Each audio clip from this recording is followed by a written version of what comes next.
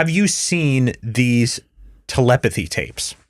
The telepathy tapes. The telepathy tapes. I have not. Okay. I haven't even heard of them. Okay. It's a podcast, I think.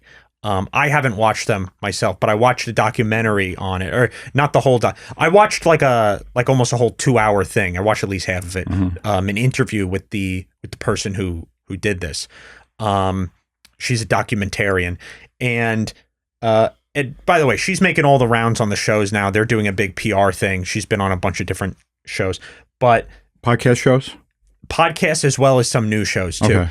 But basically, what it is a Harvard scientist, a Harvard educated scientist, let's say, discovered that there seems to be some sort of weird thing that happens that we don't quite understand with nonverbal autistic people, where they get things right and they seem to know things before you tell them. And she wanted to study it. And so here's an example of that. And they took video. And all autistic people? Or just some? No, but it seems to be many autistic nonverbal people. Oh, I see. People who can't really speak. So here's this kid named Akil with his mother. Okay. And for some reason, Deepak Chopra is there. Okay, but just ignore him. Go ahead, hon. Nah. Okay, then? Sure. So she has numbers on a piece of paper that he hasn't seen. And she knows the numbers. And then? Ha. Okay, and then? Bah. Go ahead, And- go ahead. Corrected. And he can't even type the keys And then- correctly. He has to correct the keys. Perfect. This is Okay, this is something going to be very easy. So then they go through it. So then they do another one here, and it's literally just like a random word generated. Okay. Akil, calm down. So there's a JMRAQ. So Yeah. that just randomly, they just pull that up on a laptop. Show them to her. Sit nicely. So then they show the mother. Can I hold this? Sure. Okay, go ahead. Go hon. for it. Go ahead. Go ahead. So then he's able to go and get every single letter. Hit it. Hit it. Yeah. Okay, then. Anna. Huh? And. Anna. Uh-huh. Ah. Anna. Ah. Okay. Yeah. So anyway, Okay. And hit it. Head. Hit it. Hit it. You have it. Yes. Yes. so he goes through, he gets the whole thing right. Yes. That's where that. And then he just runs off and plays. And okay, so I know everything going through your mind right now. How do you know? I get, because I'm the same This way. is the most unamazing thing I've seen so far this year. Listen, anybody with any intelligence knows, like, okay, this is going to be BS, and there are different ways that it can be. This is a Ouija board. Yeah, there are different ways it can be totally manipulated and wrong. But here's the thing: is that No, I'm not talking about. It's not. They're not doing. It's not trickery. They're not doing tricks. oh, okay, fine. I'm Not talking magic. about. I'm addressing the immediate skepticism that most, let's say, secular people would All right, have. so right you away. say you think you know what I'm thinking about this. So tell me. This, there are plenty of ways to do this as a magic trick. Oh, yeah, sure. Lots of ways. of course. And of course, there's, Probably not though. They're probably not doing that. right. And there's the what's his name? The Amazing Randy, Yeah. right? You know him? Of course. Right. And he's a magician, He's dead. I think. Did he die? Oh, He yeah, did he's die, dead. right? He's- Yeah, he's yeah. been dead a while, right? Maybe 5 But years, anyway, something like that. he had a whole thing where it's like, if you can actually prove this is telepathy or Yeah, something, yeah. I'll give you $1 million. $1 million, yeah. Right? He had an award, and nobody could ever prove it. Nobody could ever do it. And so anyway, but the idea behind this documentary and how what they're doing here and studying is that there's a bunch of autistic kids who basically can't talk, who seem to have some sort of telepathic powers. And they can get things right. They seem to even, a lot of it's anecdotal. The ones I'm talking about right now are going to be anecdotal. Like, they seem to talk to each other on different floors of the house. They indicate that they're spending time with each other when they're separate. They seem to know their parents' thoughts before they say them, stuff like that. And a lot of it's anecdotal, and you're like, yeah, but you're the mom, and he knows you well, and of course he's going to, but some of it are controlled experiments where it's like random word generator, Right. generate the word. The kid definitely hasn't seen it. the mother or the father has it in front of them, and then the kid's able to like type it out, or they use boards with letters, and he could like point to the letters and get it right. So what do you think about that? I think they should stop doing that. Yeah. Yeah, because that kid, they're going to harm. They're already harming the kid. The kid is getting that information from somewhere. Yeah. Yeah. Yeah. He's getting that. There is a demon working on him, telling him which one to press. There's affecting his brain impulse. That's why you won't be able to, like, repeat long sentences and stuff like that. Unless actually I think that can develop into that. Okay, but it's not likely. Right. But simple. This is a Ouija board.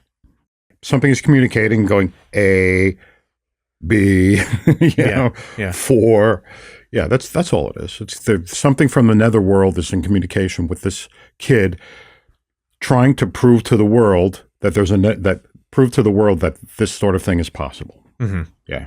So you think it's definitely supernatural? Well, not only is it supernatural, it's evil. Right. Yeah, it's totally evil, totally dark. Right. Yeah. Right. That guy Deepak Chopra. Yeah. Is a dark being, unquestionably. And him promoting this stuff, he ought to be ashamed of himself. He wouldn't be ashamed of himself because he doesn't know what he's doing. Even his rhinestone glasses? Even his rhinestone glasses. Yeah. Even his $35 million apartment in New York, or which I think he sold. But so what they say is that, like, these kids, they even say that they communicate with each other. They have like a place they go in their mind, right, where they talk to each other. Right. And different autistic communities or groups around the country seem to all have these like telepathic chat rooms that they say they enter and talk to each other. So there's a lot of weird stuff. Yeah, this is going people on with this. doing this to these autistic kids. These autistic kids are not able to organize this. Yeah. They don't organize this. People go around and organize this stuff, and they make it happen, and they make it work, and they make it seem real.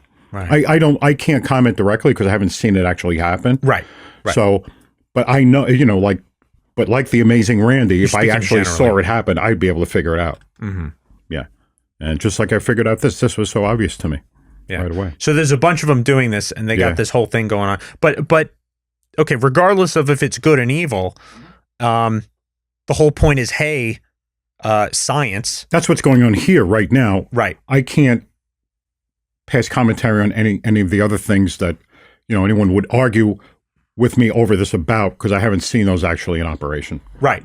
And what I'm saying is, regardless of the good or evil of it, kind of the point is, or my takeaway, aside from that, is, like, hey, science, do you have anything to say about this? Scientific community? Right. And they won't address it. Really? And not really. There are a few people, they've brought in a few skeptical scientific people, who come in and they measure brain waves, and they're like, yeah, something's happening here. Yeah. But it's funny because before all this sort of scientific community developed, for thousands of years, hundreds of years at least, it was sort of well known, like everybody believed in some sort of supernatural, whether it be biblical or spirits or ghosts or whatever. People kind of assumed that everyone thought, there's stuff that we can't see and don't understand.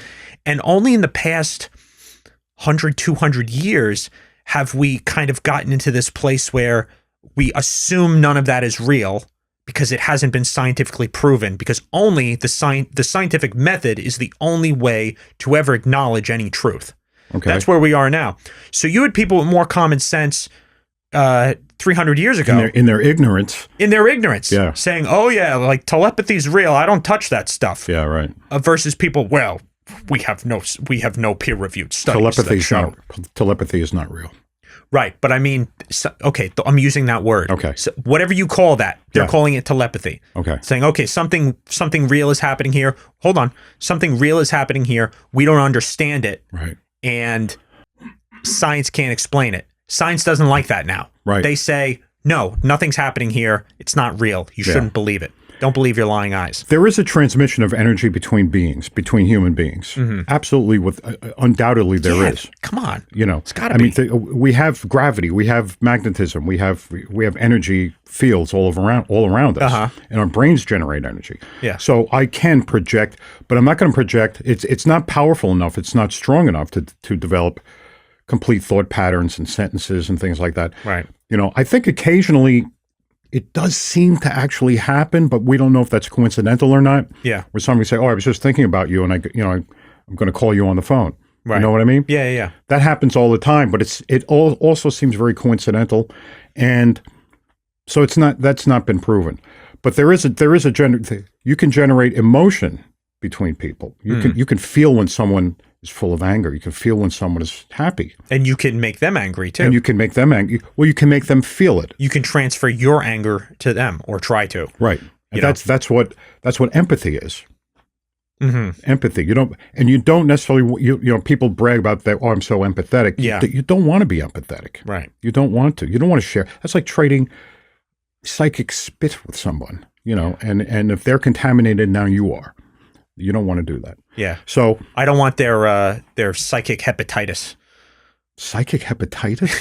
The heck is that? Isn't that hepatitis B? That's an STD. I deal with spiritual disease all the time. I've never heard that one. Okay. Yeah. Yeah. So take this one with a grain of salt. I don't know. Is there anything better? But that's interesting. You're saying after this, I'm going to go look and see if I can find something better than this. You're saying take it with a grain of salt, not from the skeptic perspective. Oh no, that kid's really. You're saying it from the psychic perspective. Oh yeah, you're saying this is evil. This is a metaphysical event that we're watching right here. Right. Oh yeah. Now, what makes it difficult is there are plenty of people. I don't think that Deepak Chopra. Yeah. I think he believes all of his bullshit. Okay. Okay. I don't think that he would actually go out and do a trick like this. Yeah. You know what I mean? Yeah. Perform like a magic trick. Well, and he's not a participant. He's just a viewer. He's a viewer. He was brought along as a guest. Yeah. Okay. So he's not actually involved in the organization. Well, he's endorsing by his presence. Oh yeah, absolutely. Yeah. Absolutely. But the thing is they have other people doing this too. This isn't just this one kid. Right. There's the whole point is we visit over and over again non-verbal autistic kids, and many of them have this ability somehow. I can sit here, I can set up a little experiment, and I could sit here and I can invite I can invite presences to come, and they will show me how to type a letter. I can do that. Yeah. I mean, that can be done. I can't say I can do it because I will do it. I will never do anything like that. A dark art. It is a dark art, and you can develop it.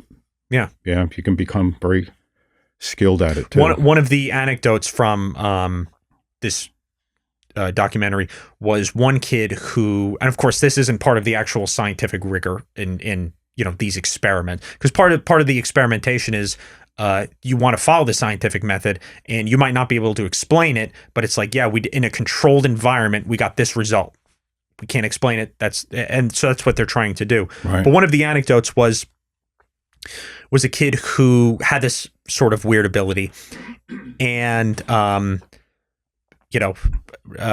mommy's friend went to some sort of chi masseuse or something and brought back rocks, and the kid freaked out over the rocks. The crystals. They have these crystals in these rocks. Sure. And he freaked out, and he wanted them, and he kept them near his bed and everything. So they were like, "Oh my God!" Like the energy, and he communicated to them that there was good energy in these crystals, and he wanted the good energy. Yeah. And some of that is definitely going to be environmental manipulation, you hear your mom and her friend talking about this stuff all the time. Yeah. If she goes to the masseuse and brings these things home, so you're going to be familiar with it. Right. So it gets retold as an anecdote. That's why I'm saying you do need some practical skepticism, some secular skepticism, when you say a lot of this is not real. Right. A lot of it, because people fake this stuff and they don't even know they're faking it, but it happens. Mm-hmm. You say, yeah, he wouldn't have thought of that unless he actually heard you talking about it last week, and that's why. But at the same time, there's something going on. Yeah, something dark. Mm-hmm. There is evil in the world. There is evil out of this world. And sometimes what's out of this world gets into this world. And you see little peaks of it like this, that it seems harmless. Yeah. But this is being developed in these poor kids.